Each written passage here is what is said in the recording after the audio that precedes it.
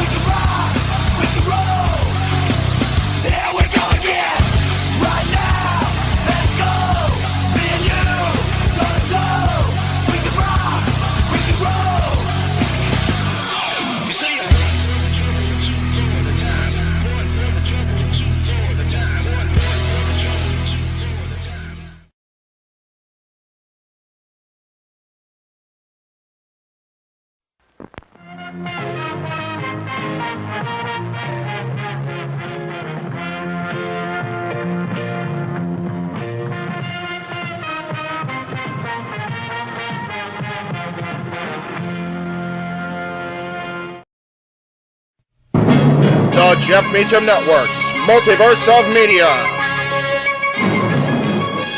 For over 15 years, the recognized symbol of excellence and the standard bearer in coverage of sports and entertainment. What is up, everybody? Welcome to Meach's Musings here on this Thursday, December 28th. It's crazy. It's already the last Thursday, 2023. And yes, Matthew, it is time for the final shilling. I feel like I'm in England or in or somewhere somewhere in Europe where the shillings was an England thing, right? I don't know. But yes, as you saw, the show is for Len today. God, I can't believe it's been 8 years since Lemmy passed away. So here's to you, brother. We miss you every day, my friend. So yes, this will be a shill show, as we do here on Meach's Musings. And for those of you, by the way, for those of you watching over on the No DQ Twitter, we appreciate you guys tuning in to the No DQ broadcast. Coming up at the top of the next hour, we will have the final No DQ review of 2023. Let's see if I can. Nope, that's not what I wanted to do. That's what I wanted to do. As the boys will be talking about the rumored wrestling returns and debuts coming up in 2024. For now, though, we're here to talk about me. It's my show. Excuse me. So, as I did on Tuesday with reflecting on my life in wrestling, today's show is going to be a reflection of the personal side, the side that I don't get to, I don't purposely anyway display on social media very often as far as the video presentation we do across the Jeff Meacham Network's multiverse of media. But I will say that the lives do definitely intertwine more than they ever used to. There's no disputing that anymore. And really, one of the vivid memories of that, that being a reality is the fact that I got to go to see Guns N' Roses, the actual band, for the first time this year, back on November 1st, almost 2 months ago now. And it was strictly because of my friend Jenna and Paradise Kitty, the wonderful band that she is the front man, if you will, the vocalist for.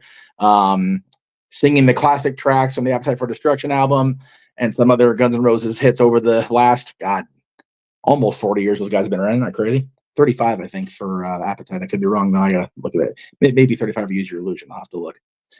It's been a minute since I looked at those stats, but it's because of these girls right here that I really became a Guns N' Roses fan. I knew of Guns N' Roses, of course. How do you not know of Guns N' Roses, especially living here in LA/Hollywood and not know who the Guns are, right? It's kind of crazy.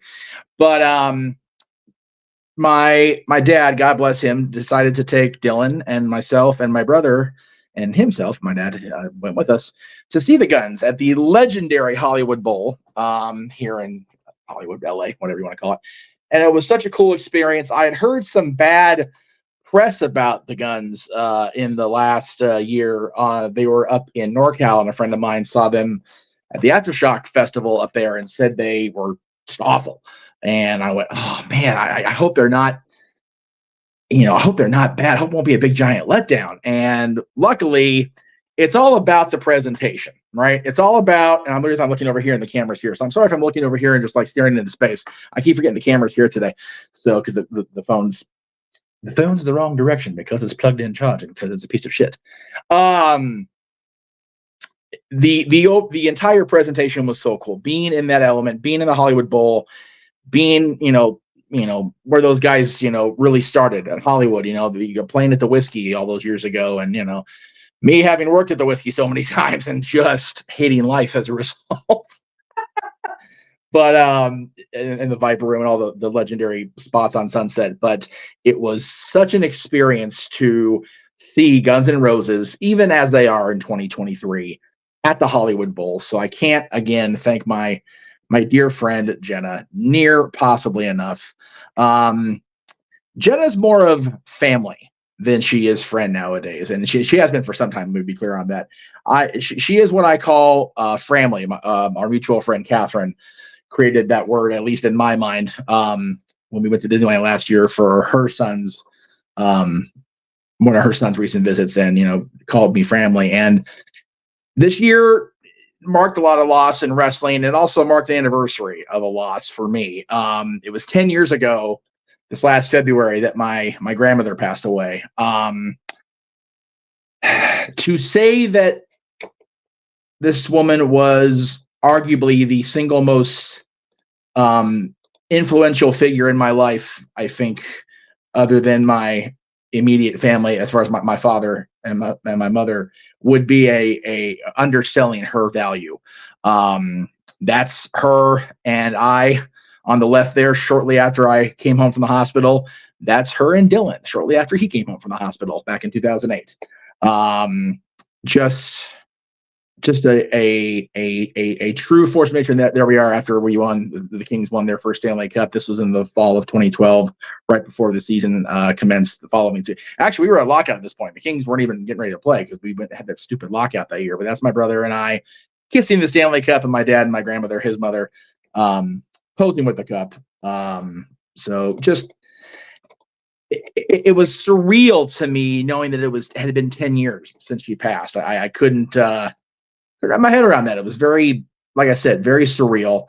Another loss this year for me that was profound in a completely different way occurred later in the year with the passing of Paul Rubens, Pee Wee Herman, who I grew up watching, grew up a major fan of. So I had the Playhouse set at home. I had the pull string Pee Wee doll. I had the doll actually that came with the play set that Paul has stuffed in his lapel pocket there. And being employed by Disney still at the time, I had the opportunity to go to the cantina, Oga's Cantina over in at the edge of the galaxy. I think it was either the next day or even later the same day I found out Paul had passed, and I immediately went to DJ Rex, formerly Captain Rex, and made it a point to toast to Paul and kind of making peace with it. I had met Paul twice now after the fact. First time I met him was at the anniversary screening of Elvira and Elvira Mistress of the Dark. Back in, God, when was that screening? It had to be,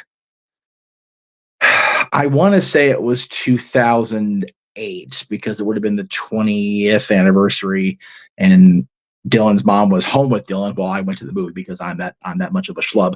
But Elvira actually cut a promo on me, WrestleMania style, lamenting the fact that I had gone to the movie without her, and we literally ran into Paul at that screening, headlong almost. He was coming out of the John, I was going in, and literally, I think I spooked him so much he forgot he had to go tinkle and ran to the car and took off. I scared the man out of the theater. What can I say? So Marshall's question, I'm gonna go ahead and bring it up here. It says, "I'm curious if you know any actors, actresses who you were huge stars now that you grew up and went to high school with." Not huge stars, I guess. I didn't really grow up with them or the person I'm thinking of, I found out in later years, if you were a fan of the show California Dreams, which was kind of like a I won't say a spinoff or an offshoot, but kind of a similar style as Saved by the Bell, but it was set primarily at the beach. Kelly Packard, who was on that show, went on to do Baywatch, went on to do Ripley's Believe It or Not.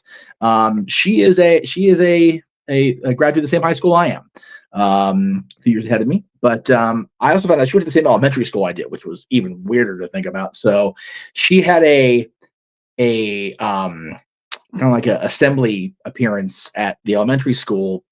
God, when the hell was that? It was long enough ago where I still was. I want to say it was shortly after my 20th birthday, because I still had the Kings sweatshirt I'm wearing in the picture with Sonny in 2003. So it had to be around 03, 04, maybe even 05. It was before I met Dylan's mom for sure. So before, sometime in early 05 or before. That's the one that comes to my mind the most, is Kelly Packard, because I met her so many times over the years. But she's definitely the most prominent in my mind. Okay, enough of the lost stuff. On to the happy stuff. Had a fun year, as we always do with the Kings. You know, good, bad, or indifferent with these boys. They are our team. They are the relationship with the Kings defines our family. It always has. I think it always will at the end of the day. Let's move over here. Thank you. I'm marking on. There we go. So the picture in the upper left here is actually from a more recent game, but there was a season ticket holders night at the Kings game, and they were celebrating all of the season ticket holders and the number of years they'd been season ticket holders, season ticket members. And, you know, my parents have had the account since 1977. It says 40 on there, which was my birth year. They had a little something extra to pay for in 83, so the account kind of skipped a beat. But yeah, 46 years we've been with this team as fans, you know, just going to everything, going to all the events. My buddy Carlin, who started out on the ice crew back in, goodness gracious, I want to probably not say the year because I might get in trouble later. But I've known her for 15 years. She's awesome. I love this girl. She's definitely grown into herself and grown into her role as the on-air personality with the Kings, and I just adore her. She's done a couple of not cameos because they're not the paid for stuff, but videos to congratulate us over the years on the anniversary shows. So very cool. Got to meet the Laker girls again, which is always cool. You know, I won't claim ever to be a big basketball fan, right? But the Laker girls are the Laker girls, man. Oh, I gotta say it right. The Laker girls. There we go. Can't give a tell my dad if I don't say it right. And they are some of the best cheerleaders in sports, and they are awesome, and they're a hell of a dance troupe. And then my buddy Demi, who you guys have seen on the show here a couple of times over the years. Let me go ahead. You can't, the lower left. Oh, there you go. You can't see the cursor. There she is. Returned to the Kings this year, so I got to reunion with my buddy Demi. And then over here, newer buddy Michaela, part of the ice crew this year. Met her at a watch party we had when the Kings were on the road playing the Edmonton Oilers in the playoffs last season, earlier this year.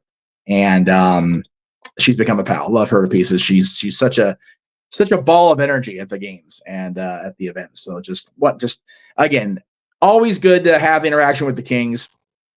A lot of you know, of course, that I got to have the great fortune of being employed at Disneyland over the last almost year. I was with the company for a year, but I was only a cast member in 2023 until the beginning of October. And just a lot of really cool memories at the park this year, the resort, I should say, because I went to both parks with these people. But my sister Teresa, and just the blooper in the photo with Woody and Bo Peep, excuse me.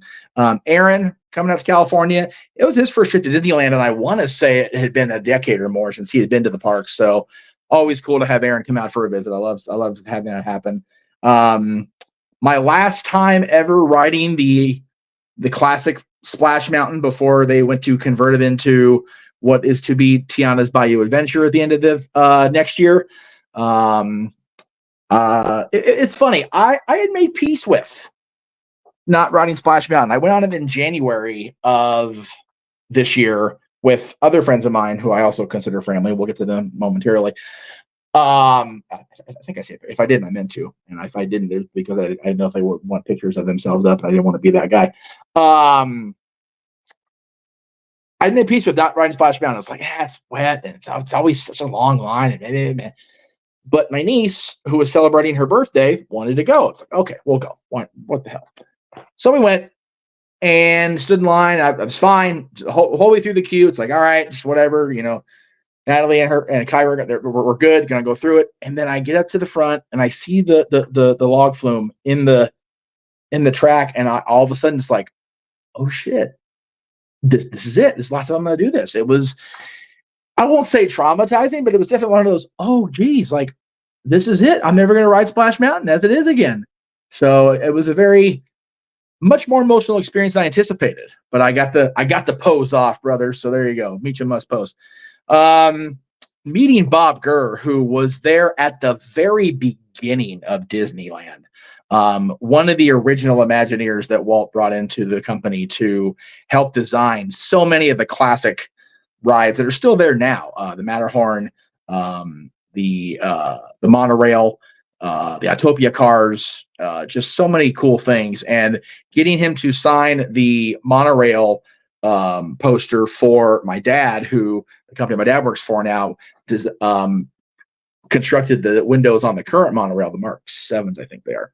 So wonderful meeting Bob Gurr. Being able to bring Dylan's mother's family, including Dylan's mom, to Disneyland the week before the park's 68th anniversary, which is just crazy. The park's been 68 years. But that was really cool, getting to see everybody experience their first time at Galaxy's Edge. Star Wars fans across the board, they had so much fun. The little man, my Jade's youngest nephew, just had an amazing time. It's always cool to see Disneyland through the eyes of a child, and I think that's one of the more enduring memories for me, getting to experience that with the youngster and his siblings and his mom and Dylan's mom. It was so cool. And then I get to go on the park's anniversary itself, July 17th this year, with my buddy Travis and his extended family, for lack of a better term. You can see in the middle here. Let me see if I can get the cursor over here. Mickey kind of came up to the table and kind of caught me off guard and with the hugs, and just Mickey's my pal. What can I say? So that was cool. We had a big brunch. It was an expensive brunch, don't get me wrong. But it was a wonderful outing. Got to go back the next day, possibly a short time later, I forget when it was, with my friend Jess and her friend Ashley, who had come down to visit. It was just a great couple of days there at the park for the anniversary. Got to go to the park for our buddy Ariel's birthday at the end of August with Jenna, getting to see her first time back at the park in the many years, and then reuniting with my friends Britt and Tyler, who Britt used to work for the Vegas Golden Knights. It is what it is. By the way, the Kings are in Vegas tonight. Go Kings, go.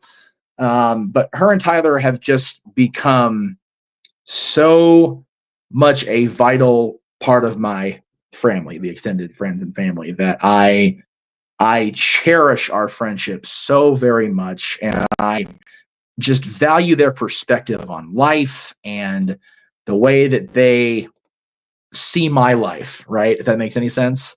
They give me a lot of unique, cool perspective on things. And keeping in the Disney vein here, we'll go ahead and check out some more cool pictures. So the top left here is from the first trip I took to the park as a guest this year. I believe it was the first trip, maybe one of the few.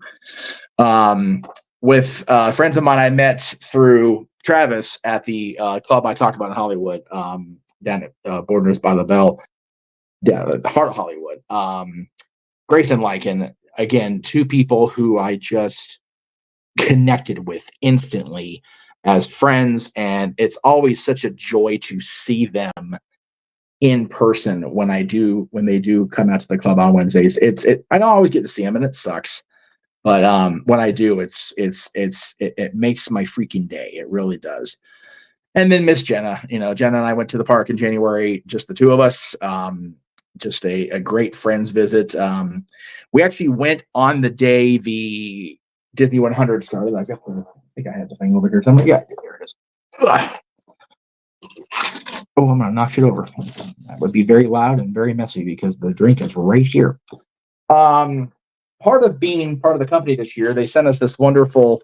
Let me get this a little shot back up here. Hang on a second. Oop. Oop. They sent us this really cool commemorative name tag. Couldn't wear it to work, but it was really. They sent us this, and they sent us a lithograph of the Once Upon a Studio short they did earlier this year. Actually, it was on the park's birthday, the company's anniversary in October. Galaxy's Edge is just such a cool friend. It's just such a really cool place. If you're a Star Wars fan, Jesus, I can't recommend it enough. Even with the cost of Disneyland nowadays, you gotta go. Anyway, so Jen and I went on the day they opened the anniversary, which was the end of January. We got to see Wondrous Journeys, the fireworks show, and oh god, it was we both cried. It was beautiful, amazing. And then I got later in January, got to see the friends I talked about, Jessica, and her significant other Robbie, their friend Grass, and myself all went. It was the first time I think that Robbie had seen Galaxy's Edge. Definitely the first time Grass. I'm not sure about Jess. I'll have to ask her. I'm not sure if it was their first time in Galaxy's Edge or not. I don't honestly remember, so forgive me on that. And then right before my birthday, as I said, Aaron came down for a visit, and then our old buddy Brett Buchanan from the classic No DQ days, if you will, came over. We had lunch at this. Oh God, I can't remember the name of the tavern now. God, it's gonna bug me. I'm so bad because they were so nice to us and put up with our shit all day. JJ met us for lunch. Actually, I drove in with JJ. I think no, I drove in there. Take that back. I don't remember. It's been a long day. I'm tired as hell. But anyway, we got to have lunch together. It was really cool to have Aaron in for a day. So these bottom two are just kind of like more funny than anything else, I guess. Cinderella here on the left of the photo is, Cinderella is regularly over in the Princess, I guess, Royal Hall for photos or whatever. On the trip I took to commemorate Paul's passing, I had a lot of time to kill before after my shift was. I think it was after my shift was over. Just kind of wandered around and actually ran into her outside of the Royal Hall. I had seen her on my birthday celebration day, which I went the day after my birthday this year, and she remembered me and how sweet the interaction was. So she's like, we'll do the picture with the big backdrop. Okay. So I did that. The other picture is my friend Shannon's boy, who she had him earlier this year, and that's his first picture with Santa. He looks more distressed than he actually is. I think he just had a gas bubble and was looking at the mom at the time. But that was the only Santa picture I got to do this year as far as in person. So hopefully for more Santa next year. We're going to have the presentation upgraded for Santa Meach next year. Hopefully we get a little more on that front next year. At least I'm hoping. We shall see. Let's see. Let's get rid of that. We'll get to that in a second. So part of what I also, I'll go ahead and do this first real quick because these are my 4 favorite pictures I took at Disney. And I know I'm going to probably hurt some feelings. It is what it is. You can't help it. You can't make omelet without breaking some eggs, folks, but it is what it be. On that January visit I took with Jessica and Robbie and Grass, I was over here. This is the little corner market they have right inside California Adventure, with they have fruit and bags of chips, and they also sell the rechargeable fuel rods there. And I had to switch my fuel rod out to get a fresh charge, and I stood up and almost ran into this pink and white, presentation with the ears. Like, oh shit, it's Scout. I had met Scout in a fan chat type thing for the Halloween movie she did with Rob Zombie, and we bonded over Skyline Chili. So we knew of each other, but we hadn't met each other in person. It was just like, oh hi, and we just gave this this big old hug, like it was because it was the first time we actually met. And both friends circles, my friends and her friends were like, "What the hell's going on?" We just as I do, as she does, and it was just so sweet. And I was looking forward to seeing her at age 45. The convention for Halloween this year, and she was able to go. She ended up getting a gig approved by SAG, so I missed out on seeing her again this year. But hopefully next year on the channel, we'll get the interview done. The picture on the right, as Matthew points out, is, yes, of the Mandalorian and Grogu. So I knew that the Mandalorian and his protectorate had been wandering around Galaxy's Edge, the Voxfire Outpost, for a while by this point. But the reason that my shorts look so dark is because that's fresh off that Splash Mountain ride that I took. We walked from Critter Country over to Galaxy's Edge with the intention of meeting up with my sister and the rest of the family to go do other stuff. And I had a change of clothes at the ready that my sister had in a carry bag. I was going to go into our backstage to do my change, if you will.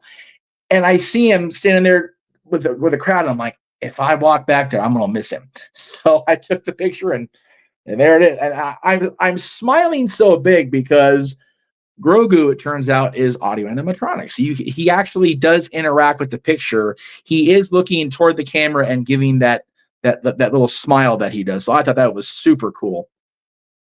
And then there's these two pictures, which I just will cherish forever and a day. Different visits, same t-shirt, because laundry's a thing. The one on the left is, of course, Dylan and myself with the boss on the set of Steamboat Willie. We went in, I think it was June, so right around Father's Day or so. Just he and I. First time he and I had gone together, just two of us, in forever. It was a great outing. He was very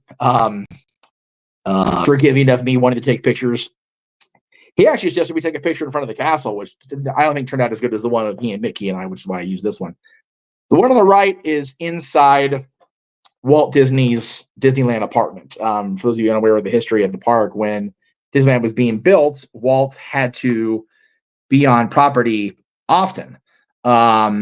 So he would have to be commuting from where he lived, which was more closer to the studios in Burbank, in lack of really hard set freeway traffic, because there was no freeways at that point. So it was all pretty much surface streets at that point. Coming out of the San Fernando Valley going into Anaheim was a trek. So rather than make that trek on his cars back then, it was just a matter of, I'll just stay on property and sleep here.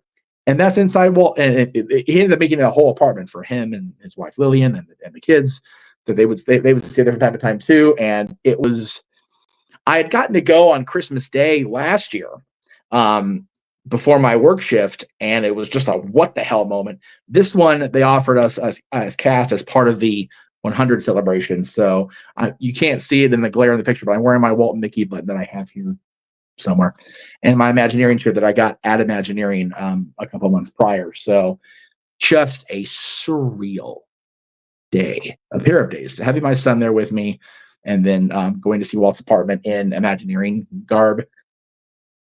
Just like a really cool. I closed that one. Gosh darn it! I didn't mean to do that.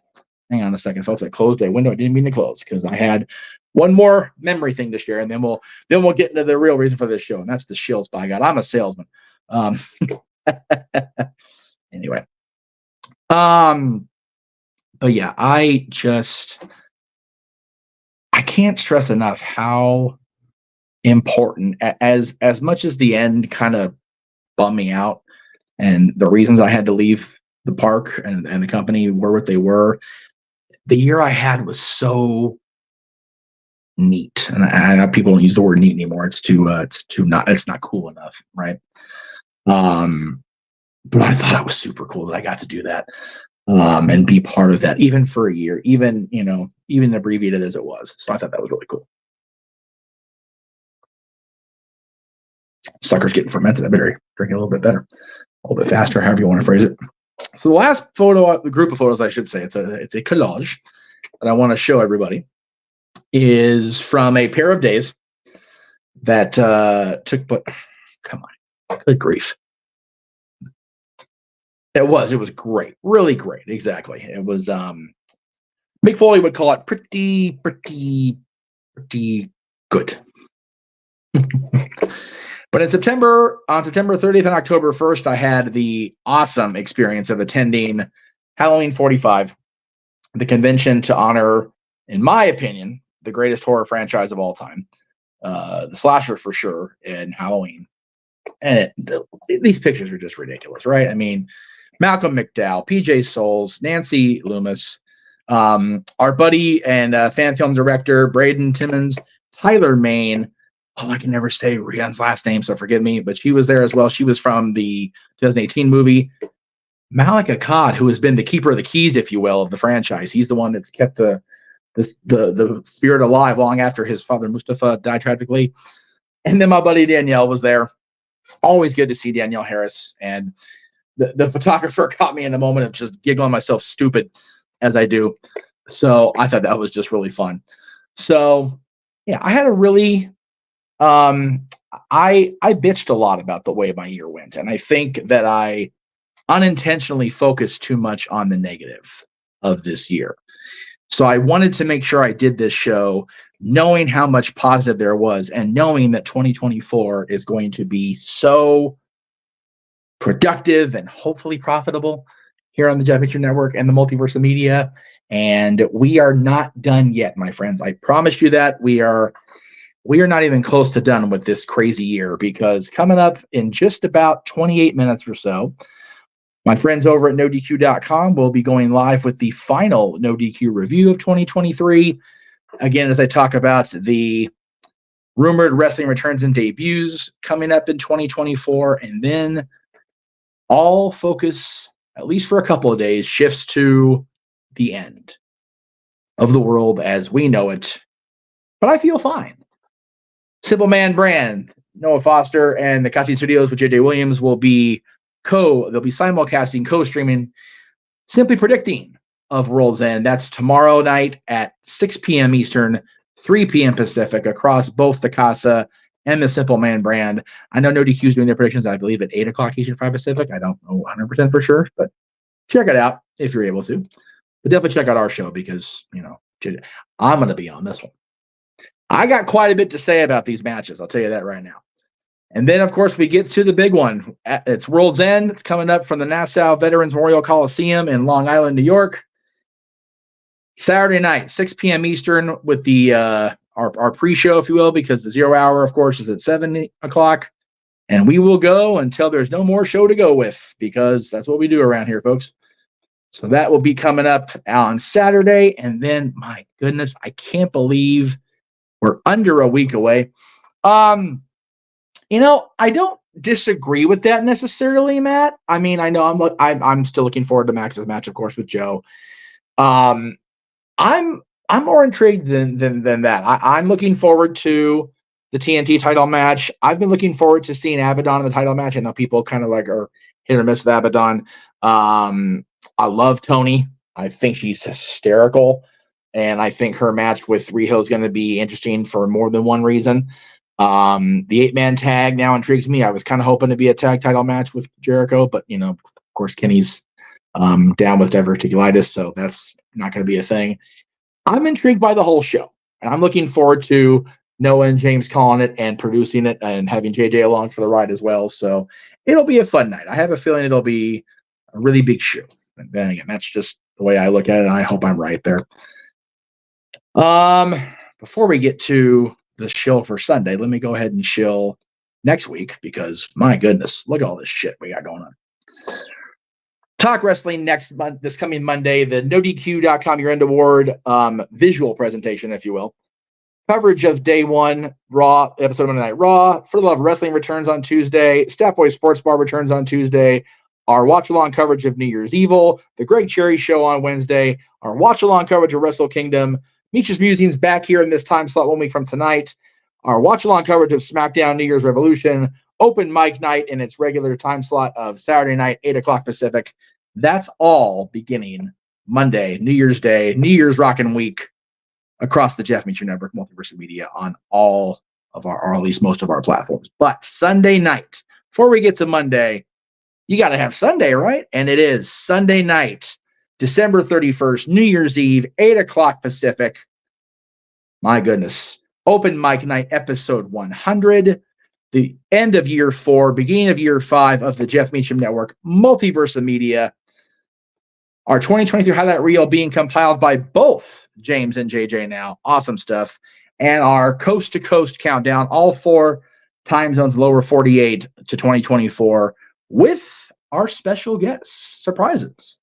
Now, of course, during the eve of Christmas Eve karaoke spectacular, I gave you guys clue 1 about our guest, who is a former world heavyweight champion and a multiple-time award winner from the venerated Wrestling Observer newsletter during their 22 years in the business. Guest 2, which I gave a clue about on Talk Wrestling, has had 10 years with 5, no less than 5 professional sports franchises, including 3 based here in Los Angeles, on their resume. And they are a self-described connoisseur of all things food, a foodie, if you will. Today's clue number 3, by God, a 10-year veteran of the business, wrestling business, nearly 20 championship reigns to their credit, and a highlight bout of their career was against a world champion in multiple companies. That is clue 3 of our guest list. I will give what will likely be the final clue Saturday night during World's End, unless I happen to book the other person I'm trying to book in between now and then. But I do have one more booked, and I will be giving the clue about that person coming up during World's End, which our coverage again is at 7 o'clock. 6 o'clock. Excuse me, all the hell. 6 o'clock Eastern, 3 Pacific with our pre-show, and then of course the 0 hour starts at 7 o'clock, and we'll have the Hook versus Wheeler Yuta match and the Battle Royal to determine the TNT Championship Challenge. That's really going to do it for me here on Meach's Musings. Thank you guys who watched today. It is greatly appreciated. Always. Can't stress enough how important you guys at home are to the presentation. Thank you all for watching the solo shows I've done all year. Thank you guys for watching all of our crazy content across the multiverse. If, for whatever reason, you missed the plug at the beginning of the show, one more time, get those screenshots ready. Here's everything coming up on the watch along front. So I didn't show earlier. Here's our watch along, our open mic nights, both karaoke and game show specials, and our friends across the multiverse. And then we will bid you guys good night. We'll see you tomorrow for Simply Predicting, and this weekend for AW World's End and Open Mic Night episode 100. Have a good night, folks.